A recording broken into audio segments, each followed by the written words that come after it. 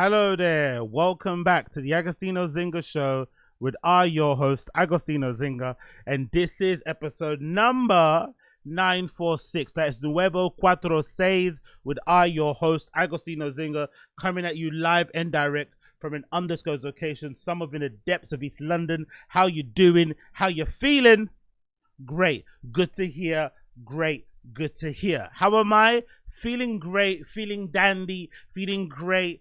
Feeling dandy. We're out here. We're trying to do the best we can with the time we have available. It's about 6:16 p.m. here, over here in London town exactly. As soon as I finish recording this particular live streaming podcast, I'll be off for a little run. Then I'm coming back later for a random show. So those of you who love to listen to the random show, do not be panicked. Do not be worried. I'll be on the other channel, my random show channel, where I talk about mostly comedy, but random news. You know, the clues in the name. I'll be doing that later on today. But for now, it is Tazz. It is Tazz. But yeah, man, it's been crazy. It's been crazy lately. I feel like now, especially on my side of social, in my little bubble of people that I kind of know, I feel like there's a very tense moment politically. I feel like with the death of Charlie Kirk, you know, not to go on about it too much, because there are some people, Hassan Piker and shit, who are really gloating and not gloating, who are really trying to milk, who are really milking this fucking Charlie Kirk assassination. But I feel like since the death of Charlie Kirk, I feel like people have lost friends. Maybe I'm not reading this right, but I feel like people are losing friends. I feel like people are losing friends, people are losing their minds, and just all hell was breaking loose because of where people are falling. Because I think this Charlie Kirk situation, or this assassination, I think it's very particular, it's very interesting.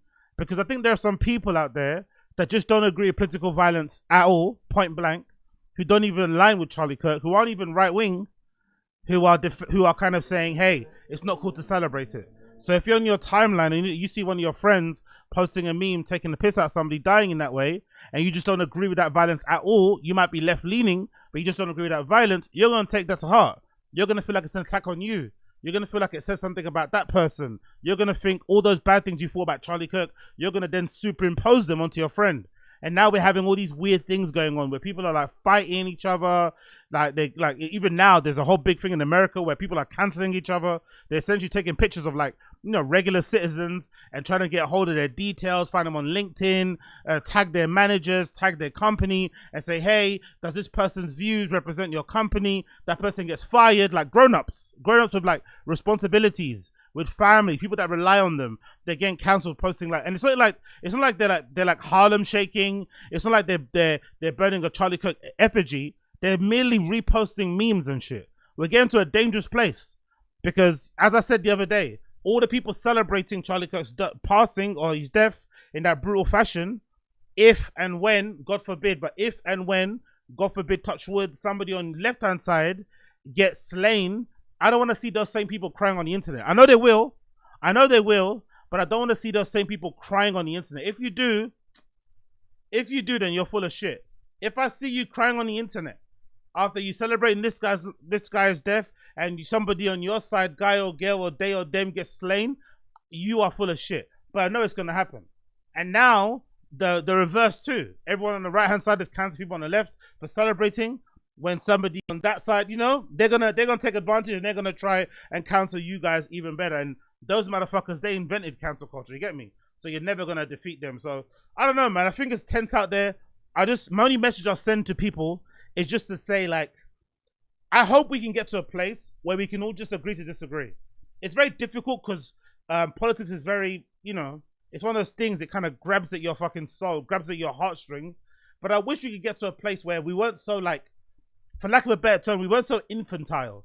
We weren't so, like, immature. We didn't have the, like, we don't have the, like, I feel like now we don't really have an emotional range or capacity. Everything's about blocking. Everything's about muting. Everything's about, like, everyone's just, like, so precious of their space, so precious of their sanity or whatever, that they just can't handle anything that doesn't agree with what they're on. Like, they have to create this little safe bubble that they kind of exist in. That might actually be the reason why there's such a prevalence of, like, noise cancelling headphones. A very strange reach, by the way, because I use them myself, but this is a very strange reach and conclusion to come to. But I wonder if the prevalence of noise cancelling earphones is because you actually don't want to hear anyone. You want to be in your own bubble. If you have a good pair of noise cancelling headphones, I have a decent one. Mine's a bit ratty. I think I have like the Sony ones, the Mark III's. But if you have a decent pair of noise cancelling headphones, you know how good those things are, especially when you're on a flight. Those things work really fucking well. You can't hear jack shit around you. The sound is fucking amazing. And it literally transports you to another world. It fucking gives the music you're listening to a different type of texture, different type of vibe. It makes podcasts like smash into your fucking prefrontal cortex. Like, it's really fucking crazy. But it also cuts you off from the world purposely. You get to avoid a lot of things. So I wonder if our lack of being able to just even listen, coexist with people who we don't agree with politically, has something to do with the fucking increase of people wearing headphones everywhere. You know, you see people on dates. Like I'm sure you've seen it. I've seen people on dates with headphones in. People who clearly look like they're like in a relationship. I've seen friends hanging out together with headphones in. So I wonder if that's the reason, because we're so immature. We have such emotion. We have such a lack of emotional range. We have no ability to kind of handle tough things, tough conversations. Everything has to be safe. Everything has to be within our warehouse. Everything has to be within our kind of liking and preference and shit. That when we hear somebody saying something that's opposed to us, we just frazzle. We kind of shake. We combust. Do you know what I mean? We faint. We have a fucking stroke. Like, it's not that deep. It really isn't that deep. It honestly isn't. I think you can coexist. I think if you're left-leaning and you have right-wing friends, it's not that deep, bro. They're just the opposite of you. And who's to say you're even right? Who's to say they're right? Neither of you are right. You know what I mean? It's somewhere in the middle, really. Let's take the best of you, the best of their group, and bring it together. It doesn't really happen anymore. That's what should be happening, but no one does. Oh, by the way, have you noticed, just a little short point. Have you noticed the lack of trying to bring the country together? You know, that's the mad thing as well. Have you noticed Charlie Kirk's passing, and they've increased the divide. They've increased the fucking beef. They've increased it. No one has come out forget Trump even, he's the president, but no one's come out and tried to galvanize the American people and say, cool, let's use this moment, as tragic as it is, to kind of calm down, to settle all the to bring down the temperature, right? To calm everybody down somewhat and bring us to somewhat of a mutual agreement. Bring us to the table at least to have a conversation so we can unite the country, because this is going too far. Because if you're a student of history, like I am, mostly through podcasts and fucking random books, but if you're a student of history, you will know once this political violence starts, there's no stop. There's no stop. It's just going to keep ramping up and up and up and up. But you can stop it if your leadership, if the people in power decide to do the responsible adult thing, the grown-up thing, what leaders should do, and step in and say, hey, enough. It's gone too far now. But no one does that. I wonder why. They like keeping us divided across the board. I wonder why that is. Because really and truly, like, we can coexist, bro. You can have friends in your social group who are right-wing. Even my UK people, you can have friends who are Tories, and it's okay, bro. It's not that deep. It's okay. It's okay. You can have friends that are Tories, and it's okay. You might not agree with them in terms of their worldview, politically, societally. They might, they might irk you, but it's okay. You can get over it. It's pretty much fine. If anything, just avoid talking about politics, really, isn't it? That's what I would do if I was really emotional, if I was really fucking sensitive, if that shit meant something to me. I would just avoid talking to my friends who don't agree politically about politics. But people don't do that. Motherfuckers are out here trying to convert or trying to speak sense to people as if they're the one speaking sense. That's what I don't understand. This assumption that you're the one that has all the answers. Oh no, my side is right. How do you know that? What gives you that feeling? What makes you believe that you are in the right? They don't. Why can't the other person be in the right? Why do you have to be in the right? Ask yourself that question. But again, what do I know? What do I know? Absolutely nothing. One thing that I'm really surprised about, though, but I wonder if this is just a shift in what we're seeing in terms of politics overall, but it does feel kind of strange, all of these tributes that Charlie Kirk is having across all the NFL stadiums around the country, especially in America, or mostly in America.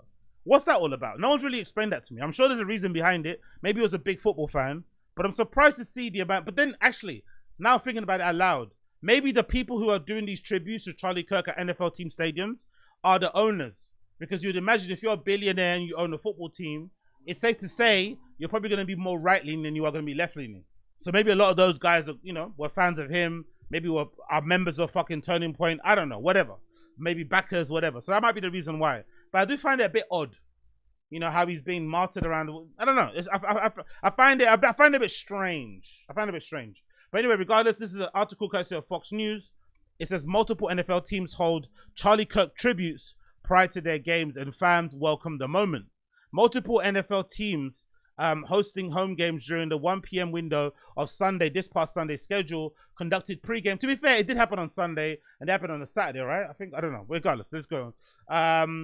Turning Point's founder Kirk was slain. The reaction to the stadiums were generally welcoming. The Tennessee Titans, Miami Dolphins, New York Jets, New Orleans Saints, and Dallas Cowboys held a moment of silence in honor of Kirk. All put Kirk's photo up on their video boards and asked the home crowd to stand and pay tribute and respects in the wake of Kirk's shooting last week. Let's play his video. The National Football League asks that you please join us in a moment of silent reflection following the murder of Charlie Kirk. The NFL condemns all violence in our communities. It will take all of us to stop hate.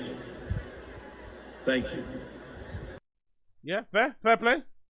Fair play. By the way, NFL stadiums look incredible, don't they, you know?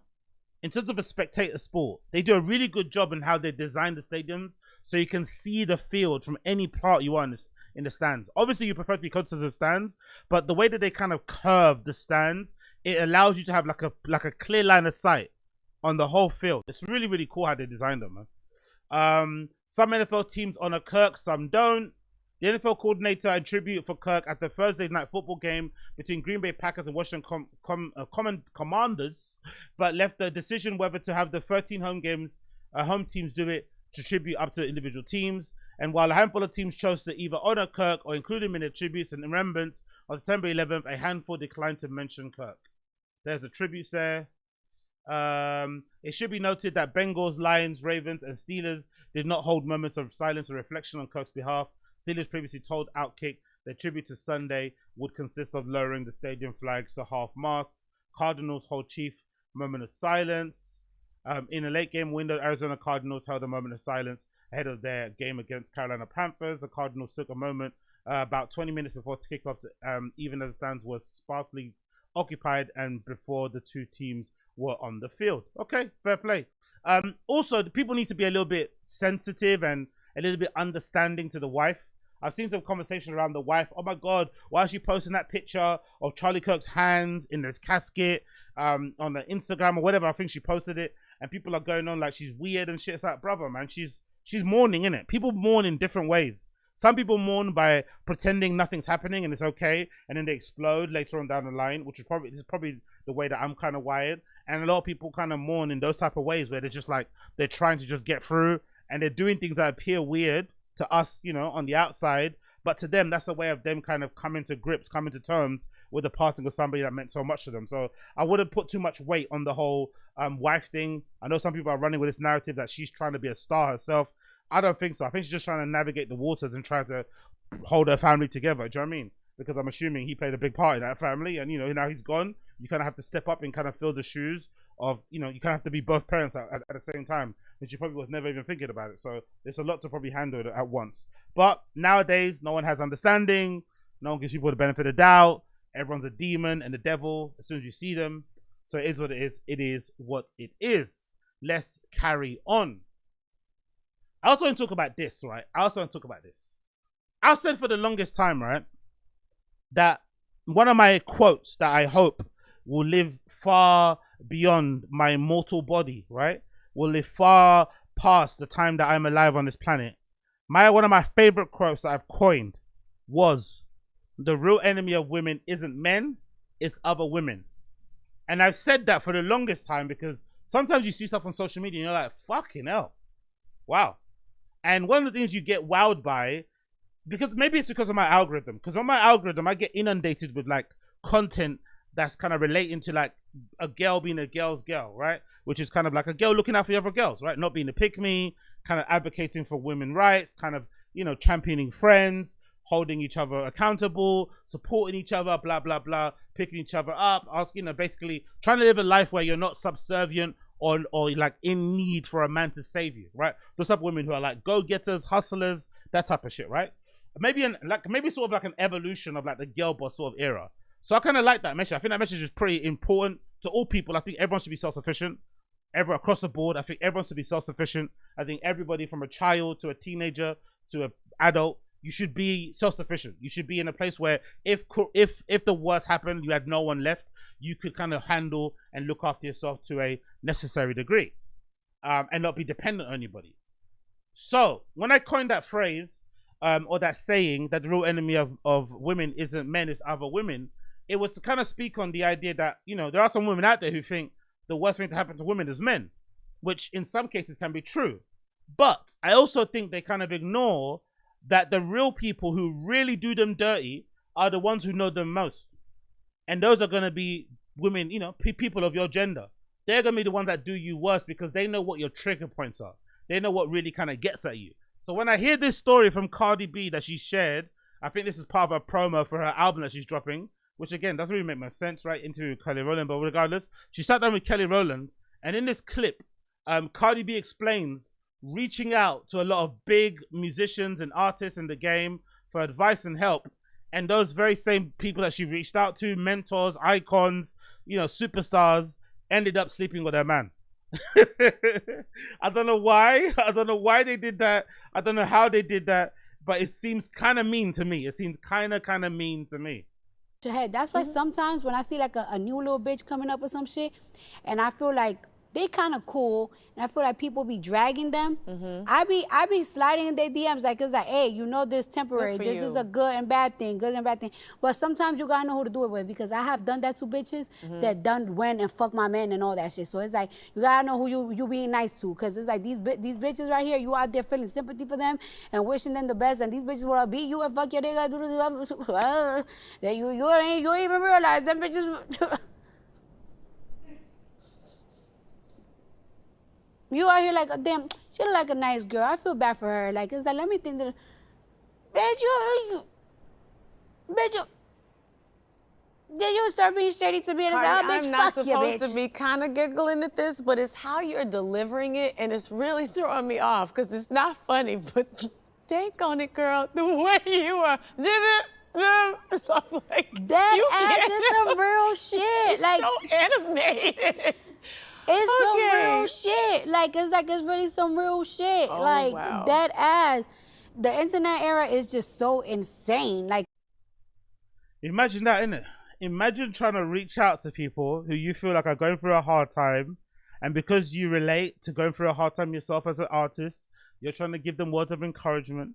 You're trying to put an arm around the soldier as some sort of like, you know, she's an OG, you'd say, Cardi B, to a lot of these young girls.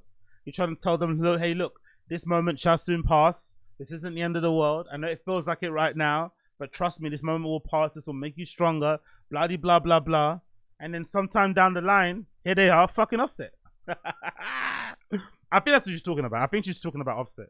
That's fucking hilarious, fucking crazy, fucking wild. Don't get me wrong. If you're a dude who willingly does that as well, you're a bit of a scumbag, right? To be honest.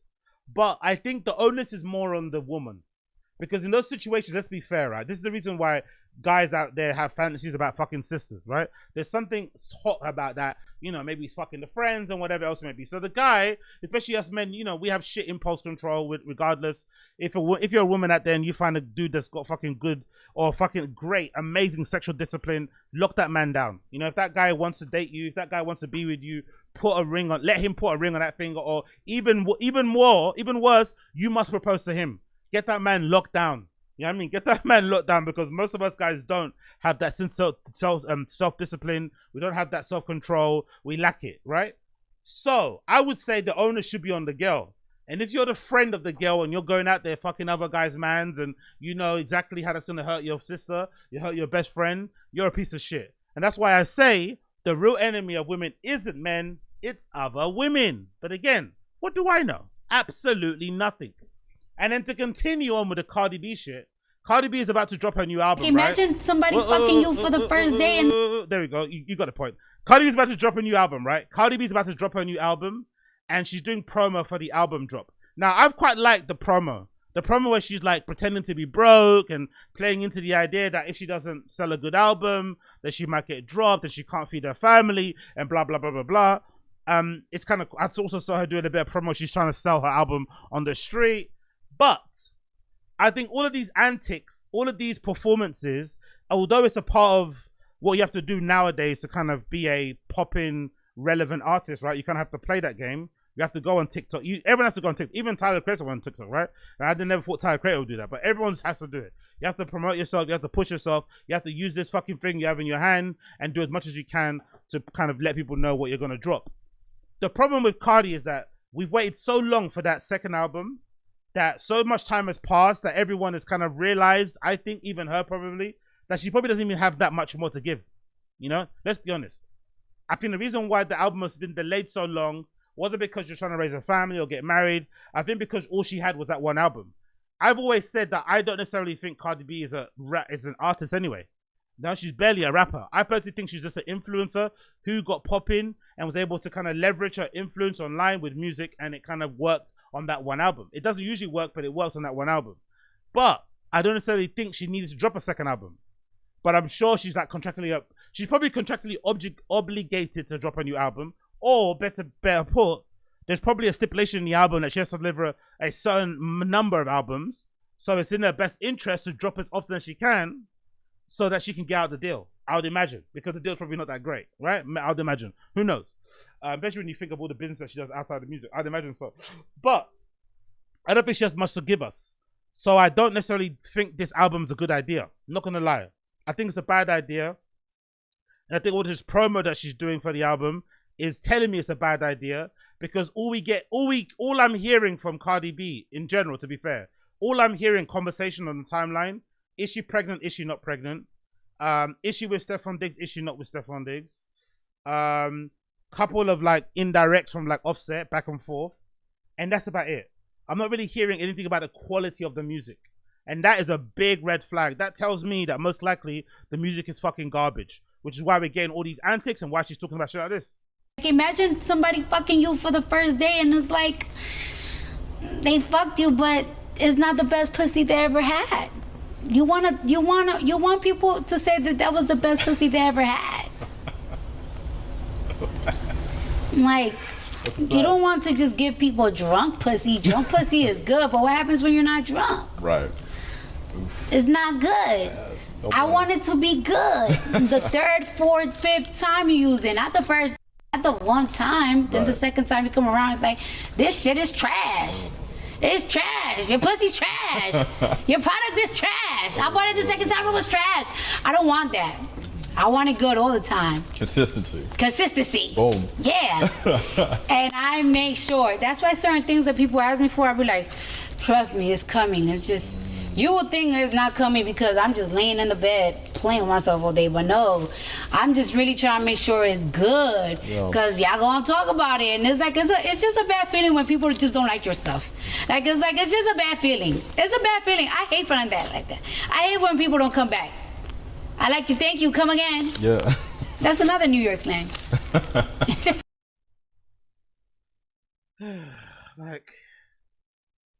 Like, do you have anything else to offer us, darling? Do you have anything else to offer us? Do you have anything else to offer us, darling? Like, please, bring us something else. Like, you have anything else to give us? Anything else at all? Because this isn't it, man. This isn't it. Like, I know this is part of her brand, you know, WAP, that famous song with Megan, but I need to hear more. Like, if people are criticizing rappers these days for their fucking drug bars and their jewelry bars and how many bitches they fucking bars and ninja that, ninja this, then are we allowed to criticize some of the women rappers out there, MCs, who all they talk about is their PUSSY? Like, you know what I mean? Like, what's this analogy?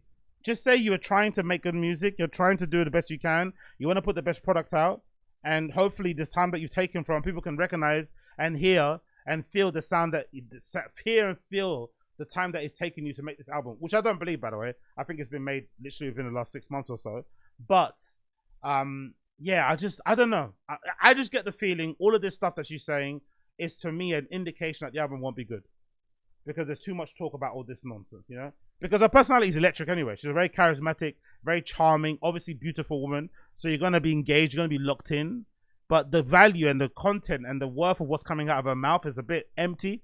It doesn't really do anything really for the most part when you strip it all back. And I got a feeling music is going to be trash. I've got a feeling so. It's just taking too long. If she surprises us like she did on the debut, because it's possible. Her debut album surprised all of us. It was fucking amazing. It was well deserving of that Grammy. But will she be able to surprise us twice after taking what? Like a 5-year hiatus? I don't think so, personally. But hey, I'm hoping to be proven wrong. I'm hoping to be proving wrong.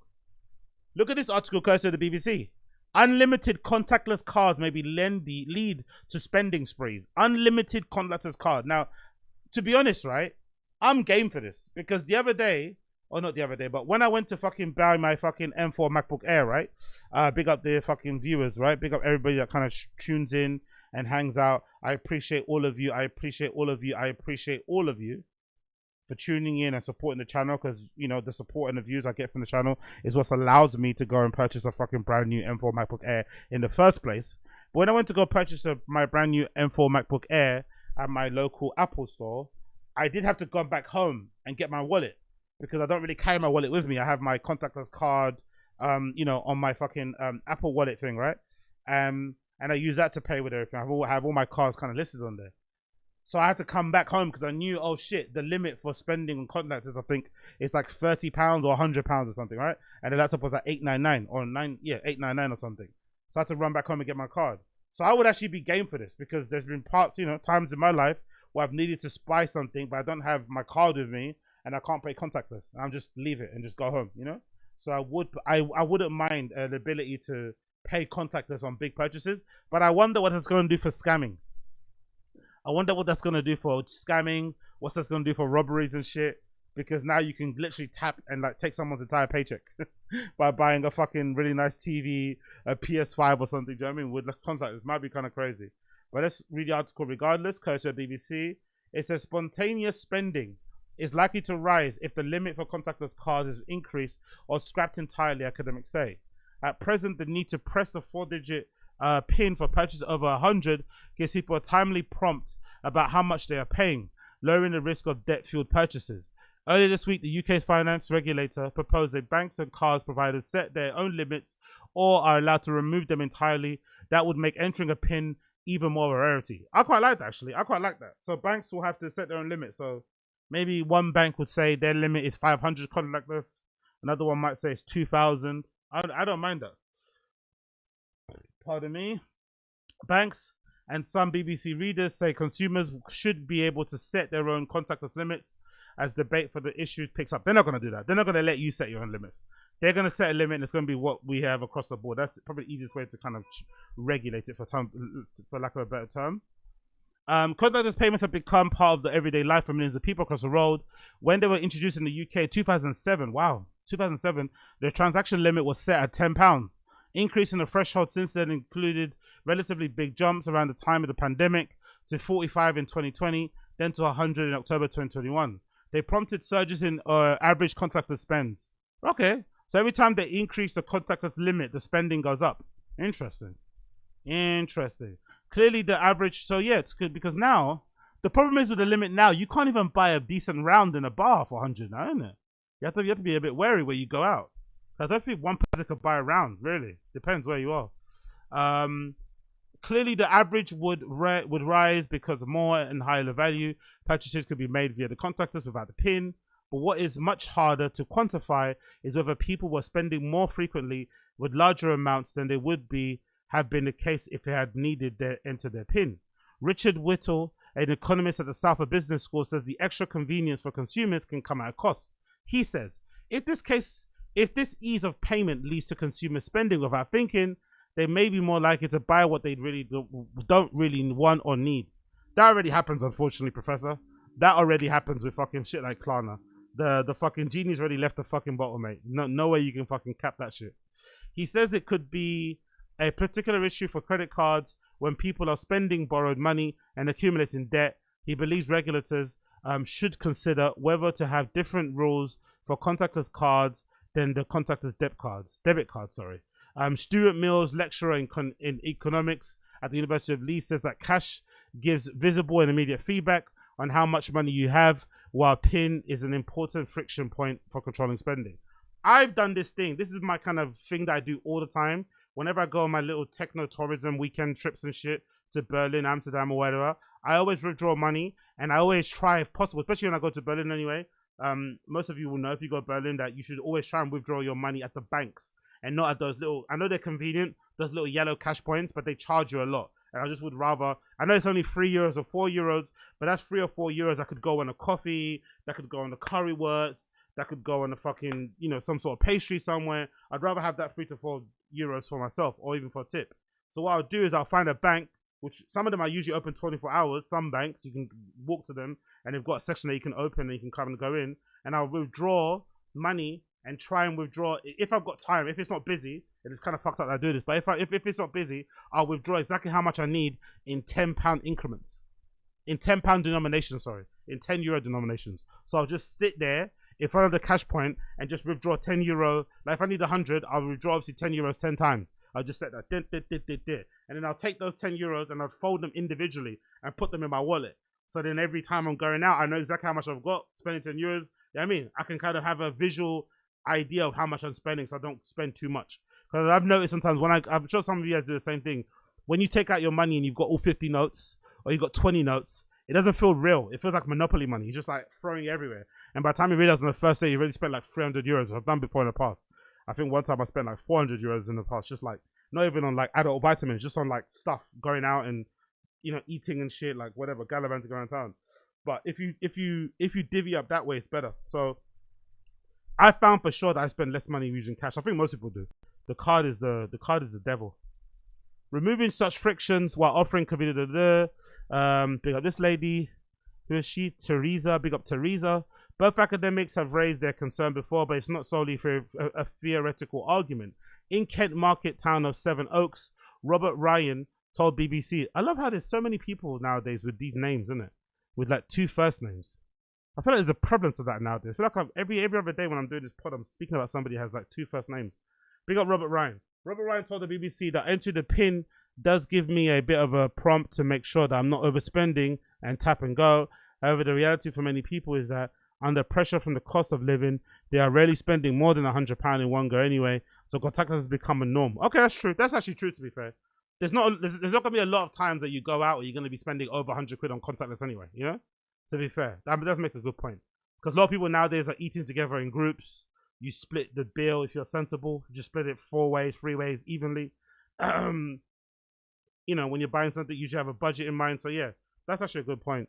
Researchers at Barclays suggest that 95% of eligible in-store card transactions were contactless in 2024. Teresa Takas or Takais or Takasis,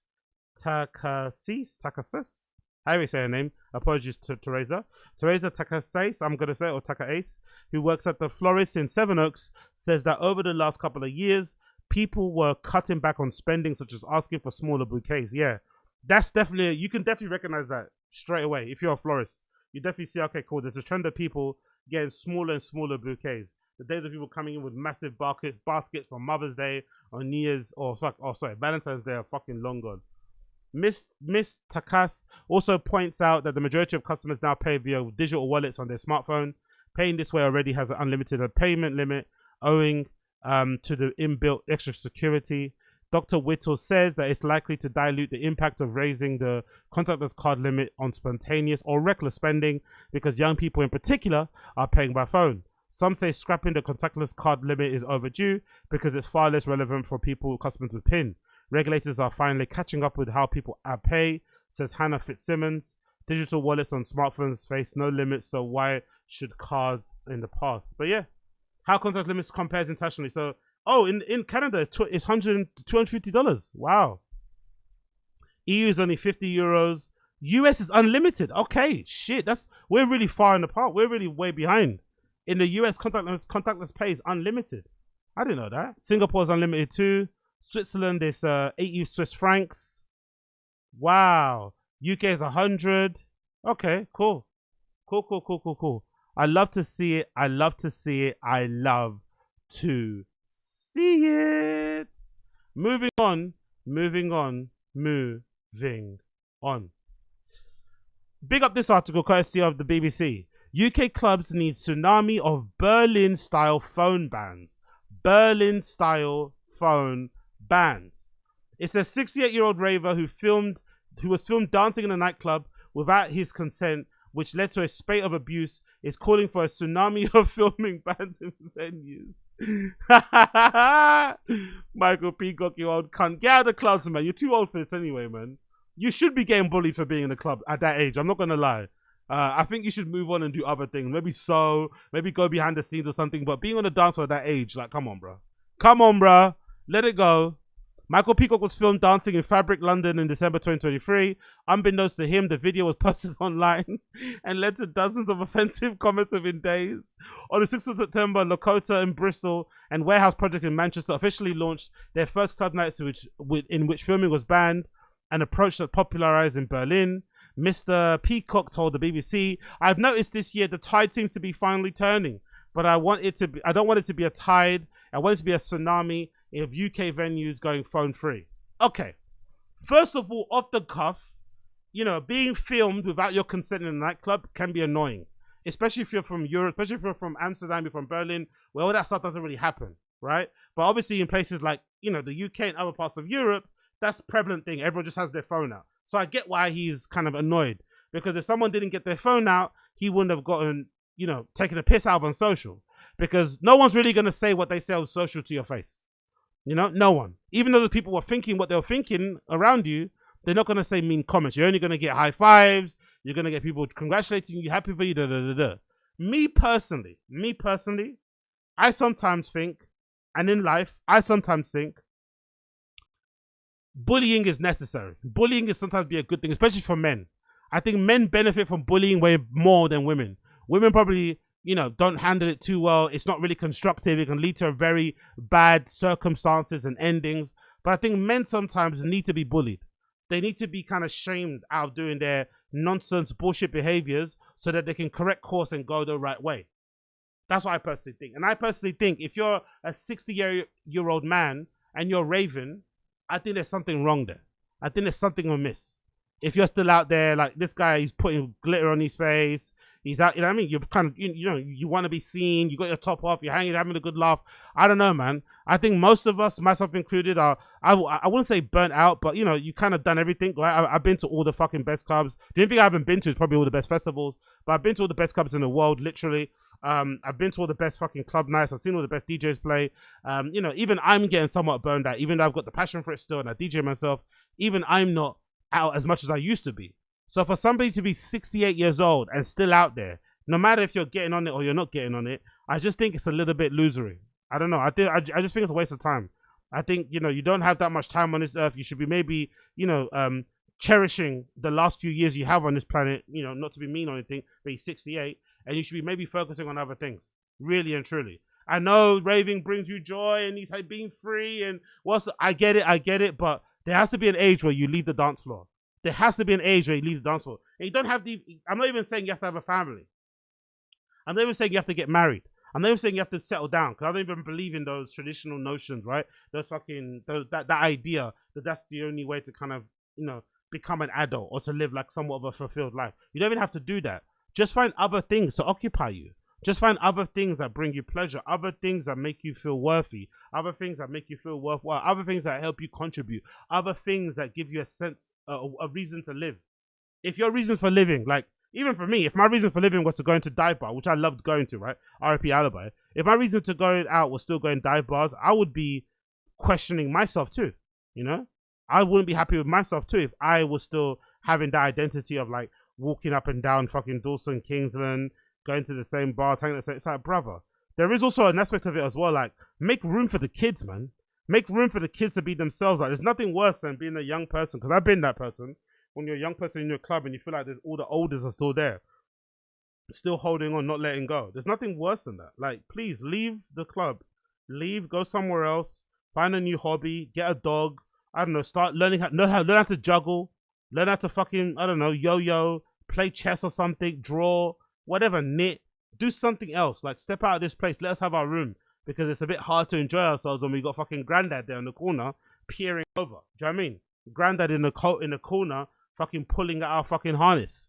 asking us questions about our boots. Like, allow it, bro. Get other hobbies.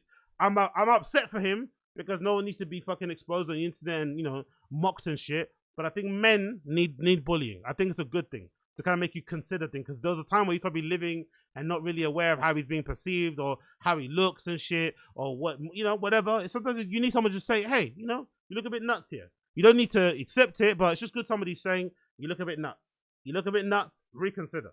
But hey, what do I know? Let's consider the article. Mr. Peacock, who lives every day as a barefoot walker in Blackheath, London, again, there's his problem, said being fit changed everything for him. My heart sank. It was really horrible, really vile. There was quite a lot of homophobic undertones. If there was homophobic undertones, I'm sorry for him for going through that. That's not cool. But I still think, homosexual or not, being in a club in your 60s is not it. Don't care who you are.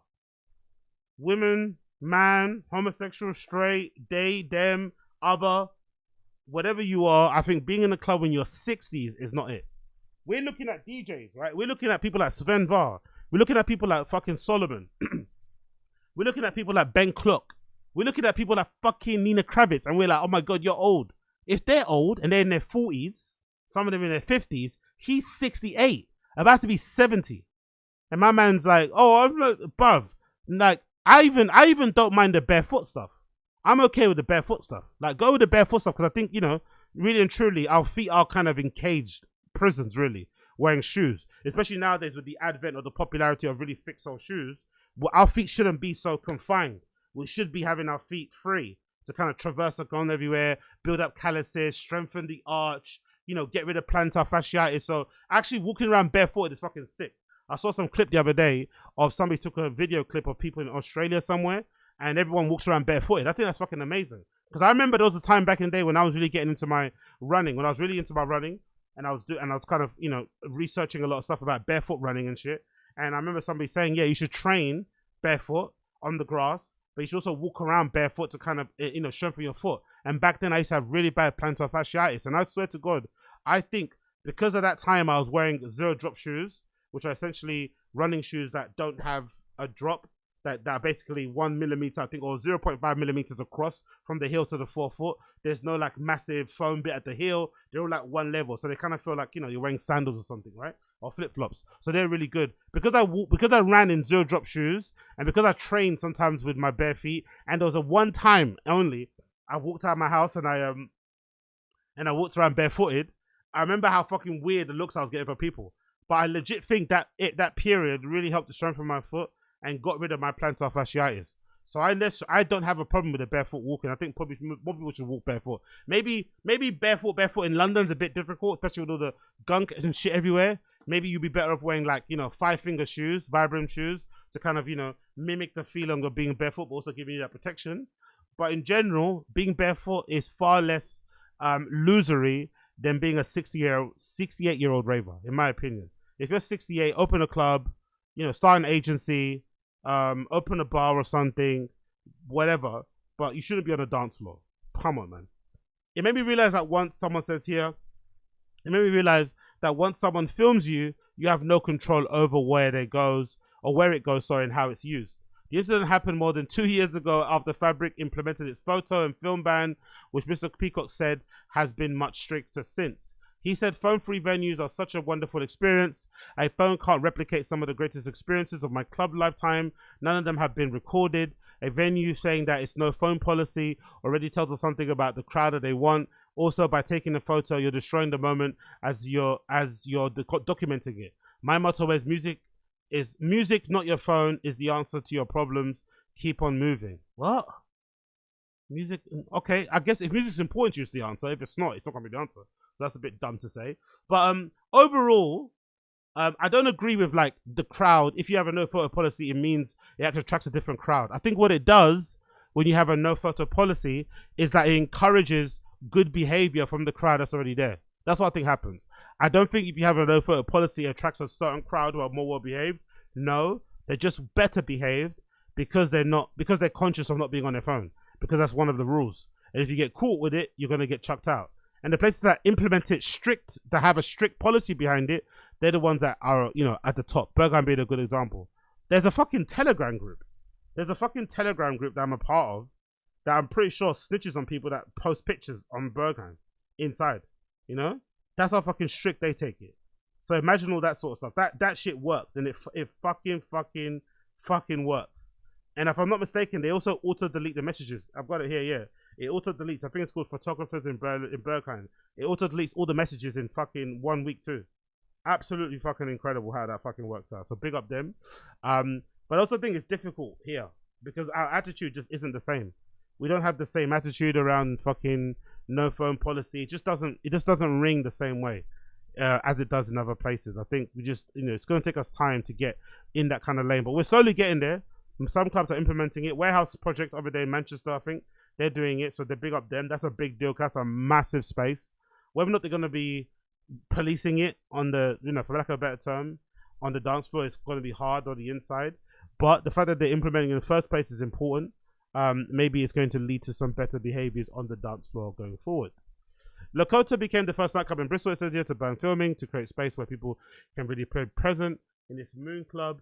The club, anyone who repeatedly flaunts their policy will be asked to leave. That's the main bit, as I've mentioned before. The no follow policy was a real success. Aside from the couple of isolated cases, we didn't see any phones on the dance floor at all. Those few people were very understanding and corrected their behavior straight away when asked politely. Mr. Peacock, who's invited to the club's opening night, which was a 60th birthday, said it was a 1980s vibe, authentic rave. The approach is being followed by clubs across the country, world, and including Ibiza. Okay, let's actually check that out. I want to see Lakota. I never heard of Lakota. What's Lakota, Bristol? Let's see what I want to see what the inside of it looks. I'm sure they have no picture, but let me see what the vibe is. I've never heard of Lakota. Spirit of Bristol since 1992. Okay. That's the thing. When I think of Bristol, I don't really think of clubs. I think of bars. They've got some of the best breweries and gastro pubs, I guess, in the country, bro. It's so fucking good. Going on a pub crawl over there on a beer run is so great. Let me check out some clips on here. There's people playing, right? Oh, did they? They filmed one of those F2 things. Really? Those clashes they do between DJs. Who's this? What's that? What's Crewcast? Crewcast. Who the fuck is Crewcast? Look at all these dope little platforms popping up. This is fucking sick. Crewcast is the bass and music parties. Ah, okay, cool. Because I'd imagine that's what they're into, right? Around there, they're into their drum and bass and all that shit. That's probably why I'm not aware of it. Because drum and bass for me, I kind of moved on for that. I'm not gonna lie. That was something I used to listen to back in the day, but it's a bit one-dimensional. But let's listen to this. 6 unmissable drops from Crew Crash Bristol.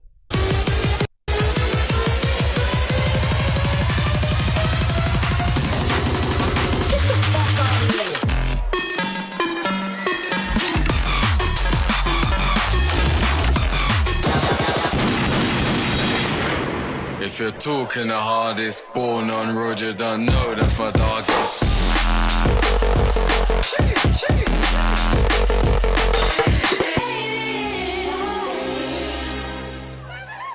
She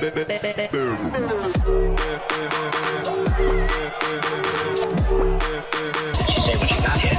She said nothing, she never arrived.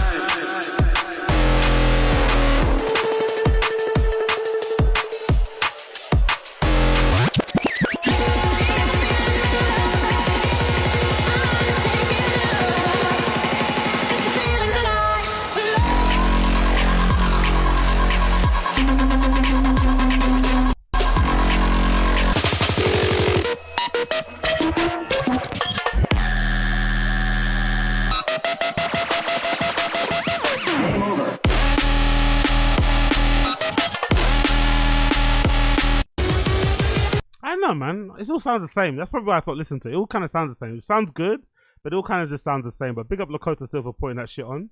Let's see what else they got in here. This is new pictures of the inside, I'm assuming, right? Moon Club opening night. Here it is, Bristol's newest venue. So what's Moon Club? There's 2 different places. Okay, there's a place called Moon Club. What's this?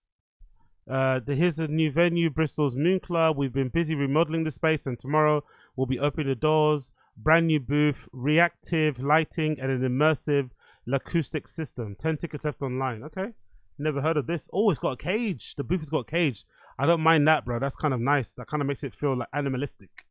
Feels like you're a caged animal in there, dropping the beats, big bars on the dance floor too with the lights, a bar in the back. Yeah, I like that. Just massive room to dance in. Is that a wooden floor? I don't know. If that's a wooden floor, it'd be good for acoustics as well. I ain't mad at that. I ain't mad at that. So a place called Moon. What's this fun night for? Riot party. They're the riot party. I think it's a kink rave most likely, right? So this is okay. They've got the right people there. They had a kink night going on there too.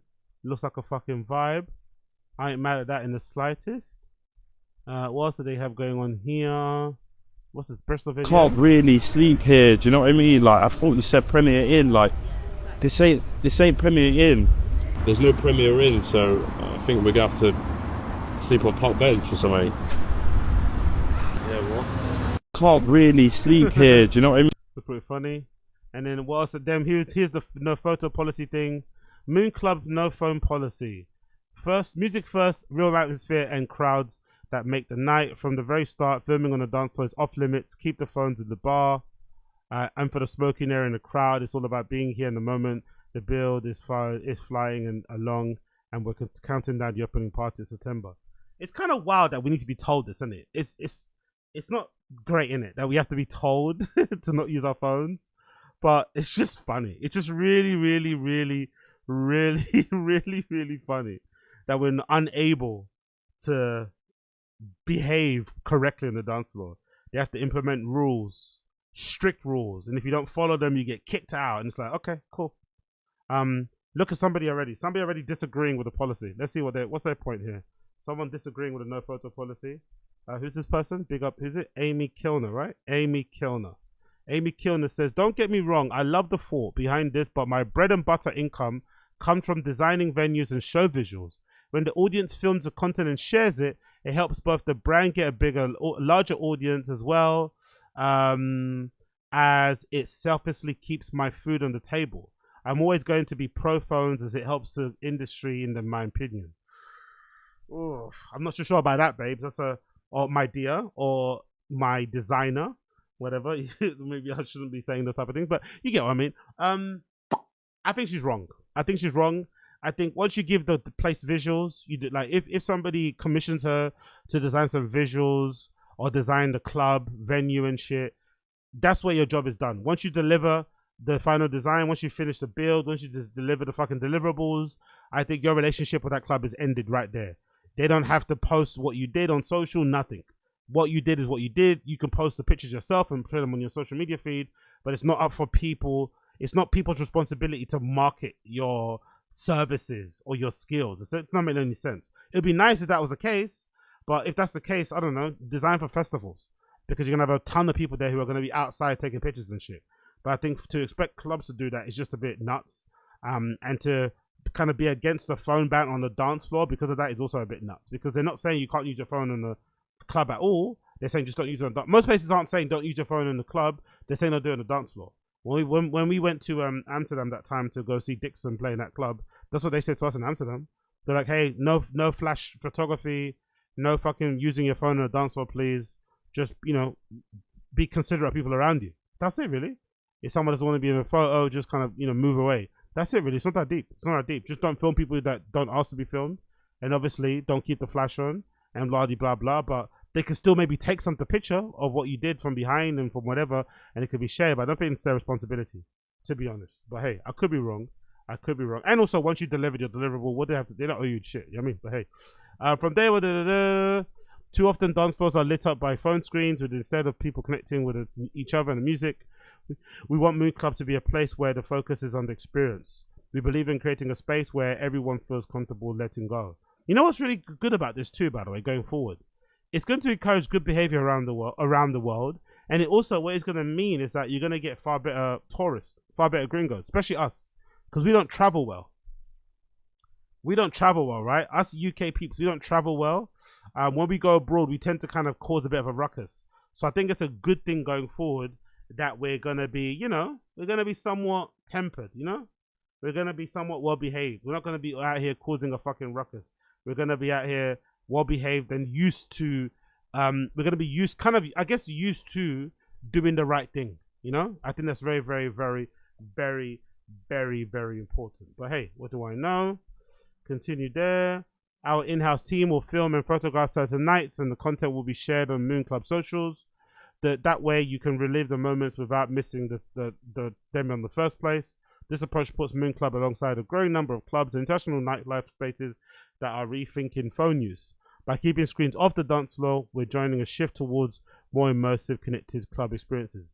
But to be fair also, let's be honest, like Berghain does it better because when you go Berghain, they tell you off. They give a strong warning like, hey, if you use your phone in a dance floor, you're out. You know? I think that's also very important. They give you a strong, stern warning. Don't use your phone. If you use your phone, you're fucking out. So I think that's also important, not just a suggestion. Like I feel like even Fold do a good job, but if I remember correctly, when you go Fold, they usually pass down stickers down the line, and then you put them on your phone yourself, and then when you get to the front, they check it. But I think they should physically take your phone, they should put the sticker on there, you know, like, hey, don't fucking take pictures, you know, and give it back to you. So that kind of creates a little bit of attention. If you kind of feel like someone's watching you, as opposed to no, you put your own there, look after yourself, the community, you know, and people just take the piss anyway. But I could be wrong. I could be wrong. Last slide. We thank you for your understanding. The building of the new space is underway. So yeah, big up Lakota. Lakota's out here doing the right thing. It feels like. Lakota. What's this place called? Moon Club, right? This new space is called Moon Club. It's not open just yet. I don't think so, but it'll be open soon. It'll be open soon. The club, anyone repeatedly flaunts the policy will be asked to leave. Aside from a couple isolated cases, we didn't see any phone use on the dance floor. Mr. Peacock, who was invited to the club space and 60th birthday. Manchester warehouse project planned banned filming in its concourse section of the club, with people required to place a sticker provided by staff. Really? That's good. What's that warehouse project, right? Let's check out warehouse project. That's a big space, so I guess they can't do it in the whole place, right? That's a big fucking space that they're trying to do all of that stuff with. Let's see. Did they have a post here about the fucking phone use thing? I'm assuming they do, right? They're probably gonna have one post here. Nope, no post. 12 stars. They got the new programming coming in, so that feels fucking sick. Coming up soon. Shit, look at the lineup. Decent, isn't it? So this is the 2025 lineup. Annie McKnight, DJ Heartstrings, Another, Fisher, Worried About Henry, You and Me, curated by Sammy Vergi. Anime is playing. Oh, Anime is playing. That's sold out on the 10th of October. Defected, Glitterbox, Jamie Jones, Paradise. Rossi is sold out. Who else is sold out? XXL is sold out. The Hacienda, Barry Can't Swim. Jamie Jones, Black Coffee, H. Shit. Amazing. I ain't mad at that. In the slightest. Let's go through the stories quickly. Anything I missed? I'm buzzing about warehouse session at the concourse in Manchester. Why are you buzzing about that? It's got his top off. First picture got his top off. Fucking hell, Patrick Toping. First picture got your top off, mate. Who's this for, eh? The fellas or the lads? The fellas or the ladies? Or maybe both. Some agree with playing for the festival over the world, to Sunset Rooftops in New York, to countless other. I'm buzzing for the warehouse session again. Warehouse season again, and this Saturday I'm back at Concourse in Manchester for the first time in a couple of years. That room is insane and probably my favorite. Okay, I ain't mad at that. That's him playing at Creamfields and some other places too. Big up Patrick Toping, man. Big up Patrick Toping. Or Patrick Top. Is it Toping or Topping? I don't know how you pronounce his name. Is it Toping or Topping? I'm assuming it's Topping. But yeah, big up Patrick Topping. We love to see it. We love to see it. The BBC approached the club referring to the venue said it went to take club experience to the core. The BBC approached the club for further information about how the night went.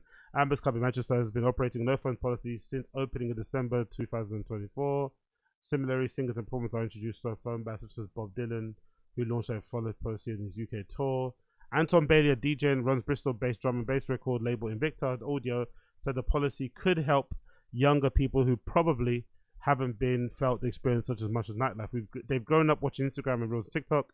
The 25-year-old says of Cheltenham, it's all these short clips of DJs playing. I think it will be a really good concept. Phone bans have powerful effects. The policy is largely influenced by Berlin, in which most of its famous strict door policies, including mysterious section process, spreading narratives, as well as phone bans to enhance the public experience. Research from the University of Bath, King's College and Ferry Universität Berlin, published in March, explored Berlin's approach to creating a powerful cultural scene which gained UNESCO status last year. Dr. Ilyas Danatzis says from the King's College told BBC they found nightclubs having better style policies trigger some sort of self-selection process. It deters the wrong people who are only coming to the clubs to film and take pictures for the consumption of social media such as TikTok and Ravers. I think the door picking does that more. I'm going to disagree. I think the door picking self-selects as opposed to the stickers. I think when you hear a club has got door picking policies enacted where it doesn't matter if you bought a ticket or not, if you arrive on a day and your vibe ain't clicking with the door picker, you don't get in. I think that self-selects because the right people come. The people that don't have tickets come with the best behavior. Everyone that gets in is also on their best behavior and thankful they got in because everyone else is kind of getting rejected. I think that's more the case, but I could be wrong. It deters the wrong people from coming in to film the club, such as those so-called TikTok ravers. By having those policies in place, you also make sure you attract the right crowd who are coming there to enjoy the moment, and you deter the ones who might go for the other reasons that might deter the other atmosphere in the end. Yeah, Trezor has an infamous policy because I think you can't even see pictures of Trezor if I'm not mistaken. Right, let's go Trezor Berlin location Instagram. Let's see if we can find that one. Big up Trezor. I'm sure Trezor has that policy too. There's not really many pictures of the inside of the club. People, yeah, you take pictures on the outside, but once you get to the front, they tell you, hey, cover your fucking camera, you fucking cunts. And they're really fucking strict about it too. So big up Trezor. Big up Bloodclot Trezor for doing so.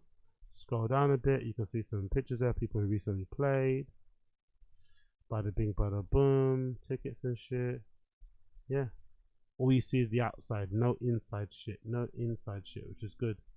You need some of that. You feel me? Look all these people who play that fucking Trezor. You love to see it. You fucking love to see it, don't you?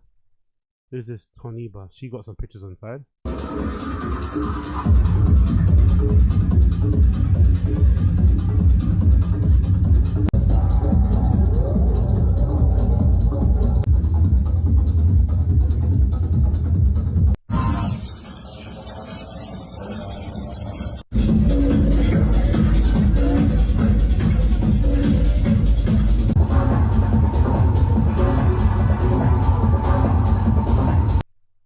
But yeah, I'm all for it, man, because I've got even I don't usually take many clips in clubs. But when I do take them, I don't remember to post them anywhere. You know, literally don't even remember to post them anywhere. They just sit on my phone, taking up space, and then when I get the warning that my phone storage is all taken up, I go through all the fucking recordings and I just delete them. So it's a bit useless, you know. It's a bit useless recording of those things. It's a bit useless recording of those things. But again, what do I know?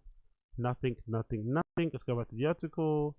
It says Dr. Tim Hill from the University of Bath said that filming in clubs is a really simple policy. The power of banning a phone intensifies the experience that people really want because these moments are deep emotional synchrony, and climax require people to get on the same page. It requires them to be synchronized in emotions and behaviors in a large crowd of people, and phones ruin this. Of course, 100%. They create that block.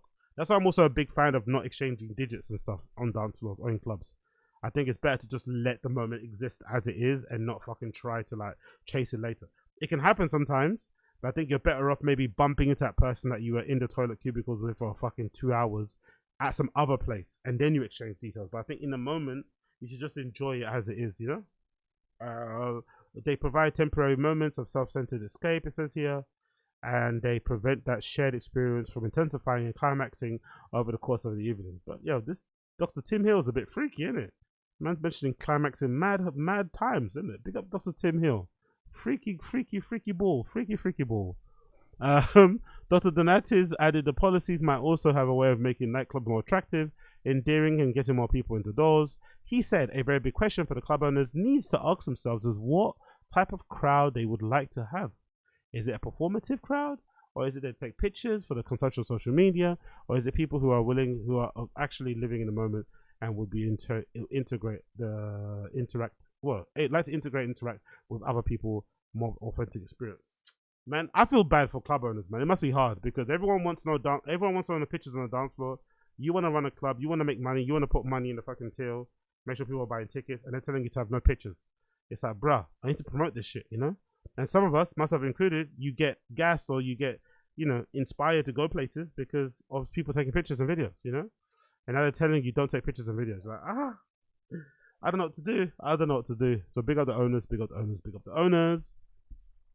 Exclusive news courtesy of Business of Fashion. Gosha Rubchinskiy. Oh, is it not available? Gosha Rubchinskiy is back. Gosha Rubchinskiy is back. Gosha Rubchinskiy is back. He decided to relaunch his fucking label, courtesy of Business of Fashion. They've got the exclusive article right here. Exclusive. Gosha Rubchinskiy relaunches his eponymous brand. The Russian designer has rebooted the namesake label he started in 2018. The same year, allegations of soliciting inappropriate images of minors tarnished his image. Now, I don't have a problem with him coming back. He looks a bit chunky, by the way. Big up him. He's definitely not the, you know, very skinny, twink-looking guy that he once was. He looks a bit hardened by life experiences. Looks a bit aggressive. Looks a bit angry. Looks a bit pissed off at the industry. Maybe he wants to make a really aggressive comeback. But he definitely looks a little bit more, you know, bigger in the face than he did in the past. Just age, I guess, wherever it may be. Because he's been, you know, we haven't seen him in a long time, basically, right? Since 2018, essentially. Although he has been working for Kanye for some time, and then he kind of split when Kanye went on his little anti-Semitic tour. But I don't really have a problem with him coming back. Obviously, you know, you're going to have to reconcile yourself in what you kind of think of him with all those allegations, because essentially those allegations are painting him out to be a bit of a PDF. Or maybe bordering on it. But then there's also uncomfortable conversations that need to be had about, you know, gay culture in general, and how maybe a lot of people have experiences when they're young with older people that isn't that uncommon, you know? So was it really diddling, or was it just what people get up to, you know? When they're trying to explore themselves, when they're trying to get into what they're into. I don't know, really. It's not my world. I'm not really going to try and, you know, opine too much on it. But what I don't like, personally, is the picking and choosing. Because I feel like everybody should get a second chance. Everyone. Because if we're giving Gosha Rubchinskiy a second chance, if we're giving Alexander Wang a second chance, why can't ASAP Bari, why can't Young Lord get a second chance? You know? His line got cancelled. His Nike deal got cancelled, never came back. Tom Schatz got his deal back. You know, Gosha Rubchinskiy got his deal back, or got his brand back, and is back on the Business of Fashion. He's probably going to have his collection featured on Rogue Runway. Alexander Wang never had his collection off Rogue Runway, despite his allegations of spiking guys' drinks and allegedly, you know, taking advantage of them in a sexual nature. So I just wish we could get to a place where everybody gets a fair chance to try again. One chance. You only get one chance.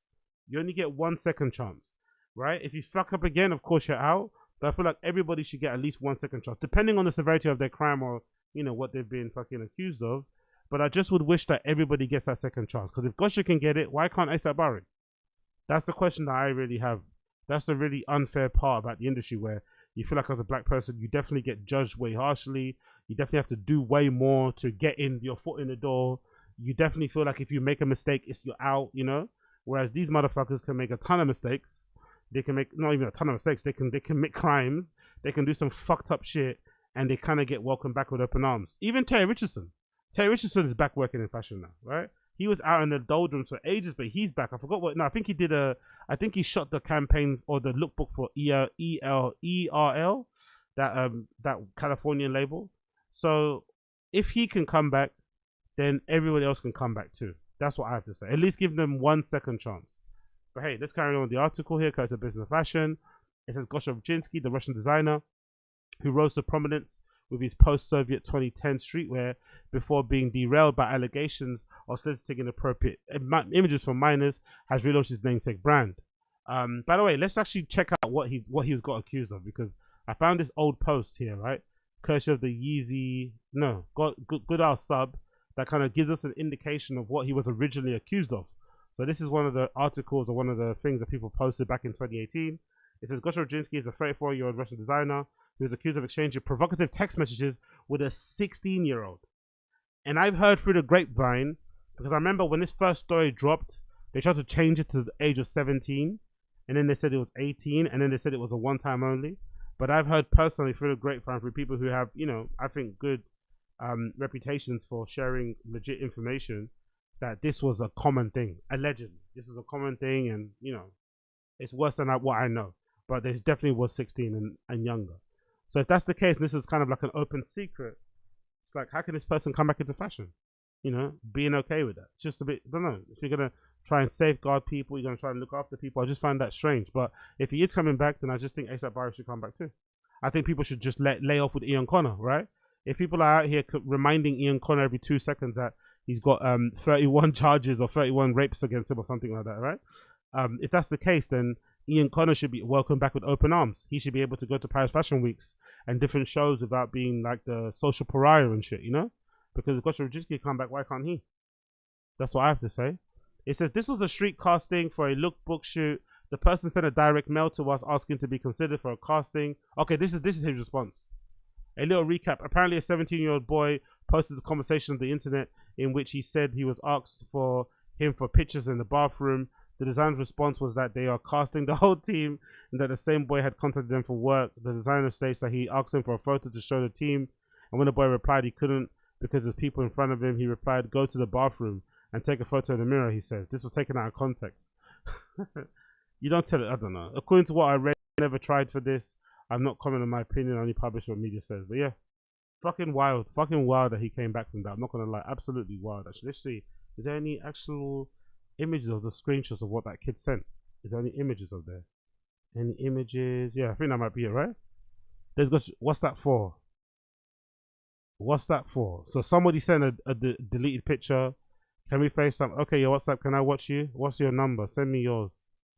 Jesus Christ. Jesus Christ, bro. This guy was out here diddling with kids legitimately. It was deleted from Chinese social media. Okay. Okay, let's go. Oh, is that what he said about Chinese people? Some ignorant Chinese? Jesus Christ. Oh, no, that's Stefano Gabbana, sorry. Another one of him on WhatsApp. Send me something from the bathroom. I can't. It's mom's bedroom. You can go to the bathroom and do it quickly, please. I don't believe your mom come to the bathroom together with you. She hasn't go with me. She's in. Okay, please. To try otherwise tomorrow. Can't wait for tomorrow. Fucking hell. Horny guy. Creepy guy. God damn. God fucking damn. I thought you want me to show me something. Still live at home. Okay. Shit. Okay. I'm curious to see how he does. I'm curious to see how he's going to relaunch it, to be fair. I'm curious to see how he's going to relaunch it. We should have maybe known by the lookbooks, innit? We should have probably known via the lookbooks what his interests were, where his interests lay. You know, we probably should have had a good idea of what he was into, because looking at these lookbooks, you know, kind of feels like he was you know, doing some personal scouting. Let's just say. It kind of feels like he was doing some personal scouting. You get me? You get me? Let's go back to the article. Rubchinskiy previously shuttered his Opinions label in 2018, told the Business of Fashion that he's ready to start everything new. A range of basics such as t-shirts. So he doesn't address anything then. He just gets a PR thing on Business of Fashion where they mention it, but he doesn't address it. Is he not going to address it at all? I guess maybe he's got nothing. I guess it's nothing he can say to make it right, but anyway, kind of try to, innit? A range of basics such as t-shirts, sweatpants, and backpacks, hoodies, and bomber jackets is already up for sale on his brand's web store. A more complete launch will include items such as jeans and coats. Is scheduled for the end of the month. And over time, Rubchinskiy said the offerings will expand to complex designer plays and women's wear. He is even toying with the idea of couture. The analogy to draw here would be we are building a house. Okay, Rubchinskiy said in the interview via translator. He can speak English, man. Fuck this. He can speak fucking English. He's doing a Putin. Yeah, I'm sure Gosha should speak English. I don't believe this non-speaking English shit.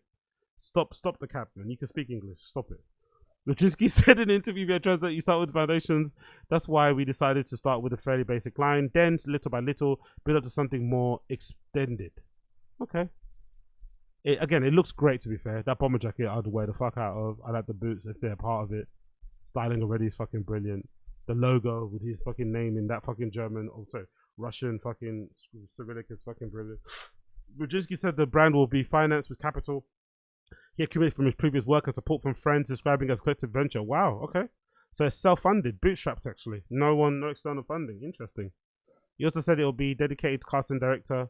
It will have a dedicated, okay, I said it will have a dedicated cast who will work with models agencies over the age of 21, I'm assuming, right? In 2018, a few months after Rubchinskiy announced the closure of his label, a 16-year-old boy publicly accused the designer of having pressured him to send listed photos. Rubchinskiy has always denied allegations, maintaining that comments were misconstrued. I don't think they were, bro. A lot of these comments I'm seeing are him being horny. Not gonna lie. Some of these text messages look like horny time. Send me something. Go to the bathroom. Send me something. That sounds like he's begging for some freaky time. I'm not gonna lie. Gosha is a, someone says here, Gosha is a Nonce, right? Nonce, which is what we say in the UK for pedos. He asked me to send him photos for modeling and said it's okay for Little Hard.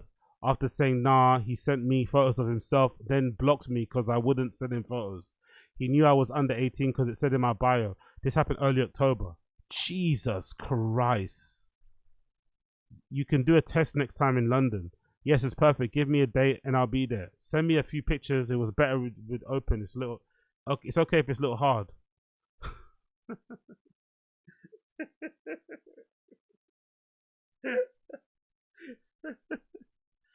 Yo, this guy is awful. It's okay if you're a little hard, you know. Jesus Christ, Gosha, man. Fucking hell. It's okay for a little hard. Yeah, I bet it is okay. I bet it is. I bet you would love that. It's okay for a little hard. Fucking hell. What kind of riz is that? Another one. Gosha's clothes, but why do people ignore the fact that he's kind of gross? He basically fetishizes young boys, and I've had a personal experience with him that show he isn't just artistic admiration. I was dating an older man in time who lived in Russia and knows him well. Gosha was with him when I Skyped him once. First thing he said was I would be more attractive fuckboy if I looked younger. I was 16 at the time. Jesus Christ. Then when I was 15, he messaged me on my Flickr too. He's messaging people on Flickr. Yo, Gosha's a real horny boy. Gosha's a real creep boy. Gosha's a real diddler. A real PDF. He's hitting people up on fucking Flickr mail. He's trying to fuck through the Flickr mail. Jesus Christ. If on Flickr saying he wanted to collab with me, whatever that means, because my photos were shit. Dicey, innit? Dicey. That logo's got a different meaning to it now, innit? In terms of all the places he's been to solicit images of, you know. That logo's got different connotations now, allegedly. He also said that there was a dedicated casting director that'll be working models agencies. I was perhaps naive thinking that modeling casting can be done via text message. Nah, you weren't naive, bro. You are a PDF. Let's just say that. Let's just call it as it is. Because now I see that if you write a message, it's easy to edit and take out of context. You said somebody to send you a picture of if they're a little hard. I don't think that's edited, bro. You shouldn't be telling a 16-year-old to send you a picture when they're hard. Point blank, period. But if you were having a live casting with your team present, then of course the whole thing would be quite different. Hence the change in our casting policy.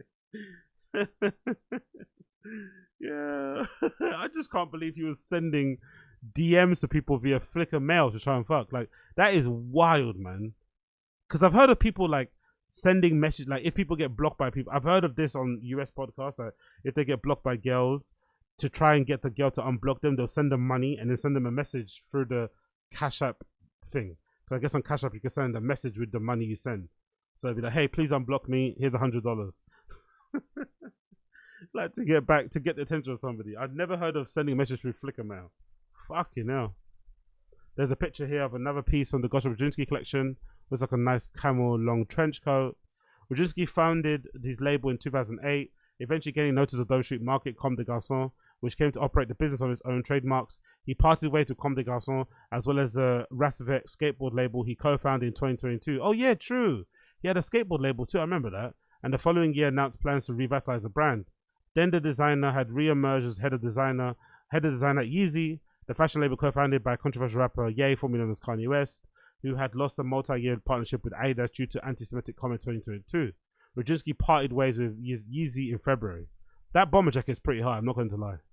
That's a pretty hard bomber jacket in the jeans too. Rubchinskiy said his brand will continue selling its basics directly from consumers, but plans to work with multi-brand retailers again to special collections. He has no intention of joining traditional fashion week calendar. Instead of staging runaway shows, the brand, which stopped releasing seasonal collections in its previous iteration, plans to go on a small world tour in countries such as China, Japan, and the US. Basically, any country you can't get arrested at. He doesn't want to come to the UK in case they arrest him.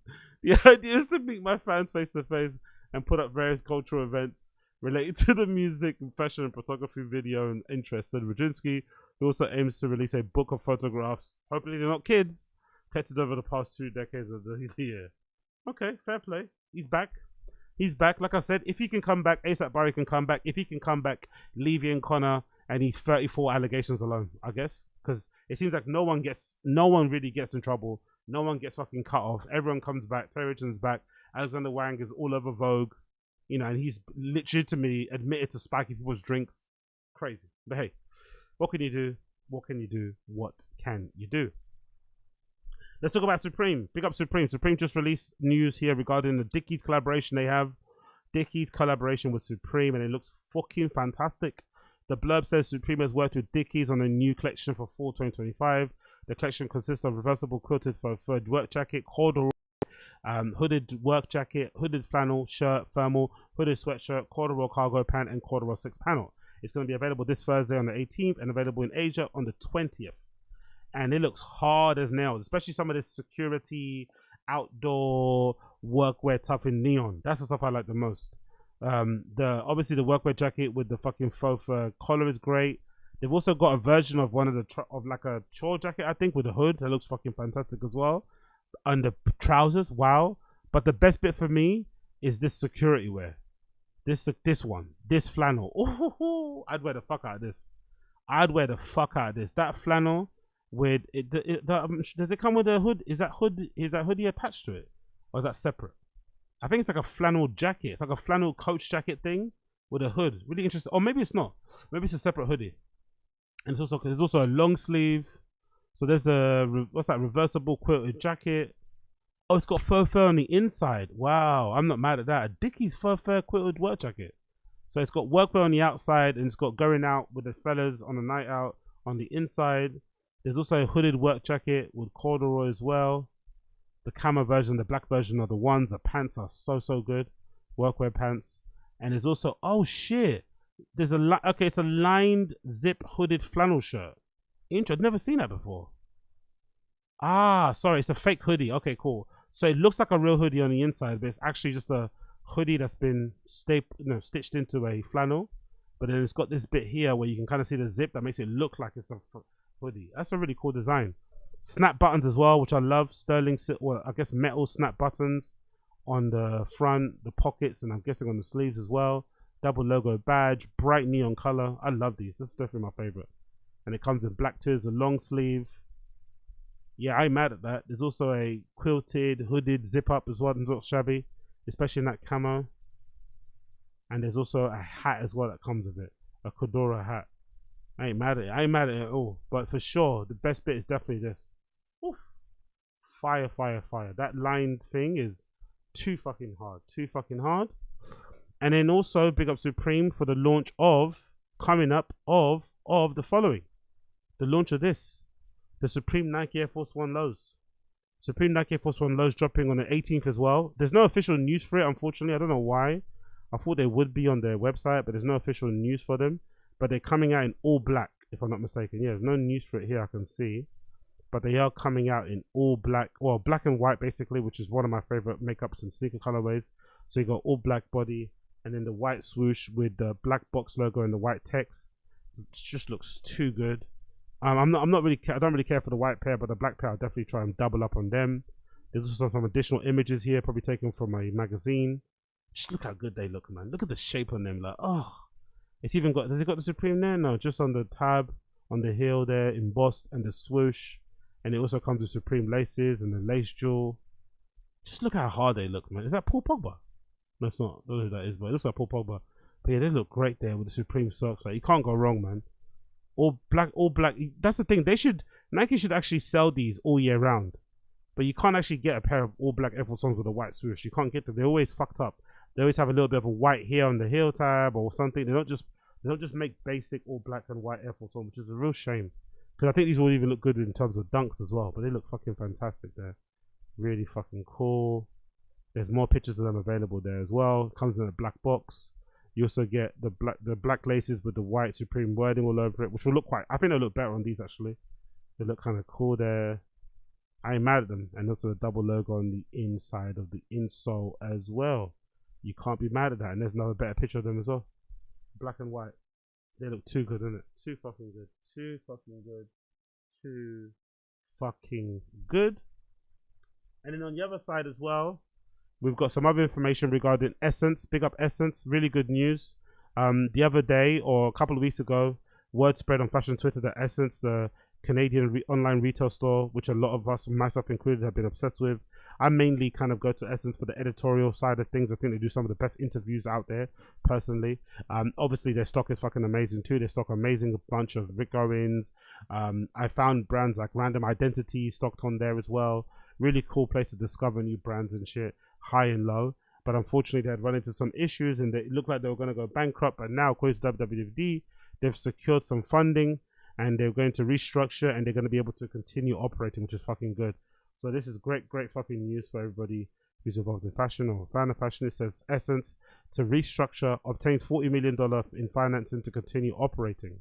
The founders of Sssense have won a round one of their battle with their creditors, allowing the company to remain in the hands of Chief Executive Officer Rami Atala and his brother Firas and Basil, who are fighting to retain business and restructure the company's operation. One of the great things to come out of the news of it going under was all the people vouching for Sssense founders and stuff. That was quite good to see, I'm not going to lie. A lot of people were saying that they got their first start in fashion through doing a shoot or editing something on the website for Sssense or working on the editorial piece or whatever. So it's really good to see people speaking so well, so glowingly of the owners and kind of, you know, spoke to their reputation, spoke to how good they are behind the scenes, because you don't really hear a lot of that fashion. Everyone's kind of a cunt. Everyone's usually up their own asses. Everyone has a horrible ego. Everyone works people through the, you know, everyone works people down to the fucking nubs of their fingers. They take the piss. So it's good to hear sometimes, you know, people are being nice.